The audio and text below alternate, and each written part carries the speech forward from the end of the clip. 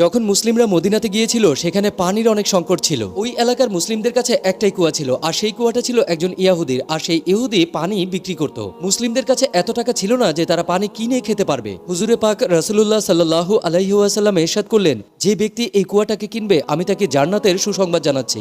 হযরত ওসমান রাদিয়াল্লাহু তাআলা আনহু সেই ইহুদির কাছে গেলেন আর তাকে বললেন, এই কুয়া তুমি আমাকে দিয়ে দাও। কিন্তু সেই ইহুদি কিছুতেই মানছিল না। তখন হযরত ওসমান রাদিয়াল্লাহু তাআলা আনহু বললেন, ঠিক আছে, তুমি আমার কাছ থেকে কিছু টাকা নিয়ে নাও, কিন্তু শর্ত থাকবে একদিন কুয়ার পানি তোমার আর অন্যদিন কুয়ার পানি আমার। ওই ব্যক্তিটা 12,000 দিনার নিয়ে এই প্রস্তাবে রাজি হয়ে যায়। প্রত্যেক দ্বিতীয় দিন যখন হযরত ওসমান রাদিয়াল্লাহু তাআলা আনহু সময় আসতো তখন তিনি মুসলিমদেরকে ফ্রিতে পানি পান করাতেন আর তাদেরকে বলতেন পরের দিনের জন্য পানি সংগ্রহ করে নাও। এতে এমন হতে থাকলো যে ওই ইহুদির কাছে আর কেউ পানি কিনতে যেত না। শেষমেশ আরো 23,000 দিনার নিয়ে ওই ইহুদি হযরত ওসমান রাদিয়াল্লাহু তাআলা আনহুর কাছে ওই পানির কুয়াটা বিক্রি করে যান। তিনি এভাবেই মুসলিমদের বিনা স্বার্থে সাহায্য করেছিলেন। সুবহানাল্লাহ।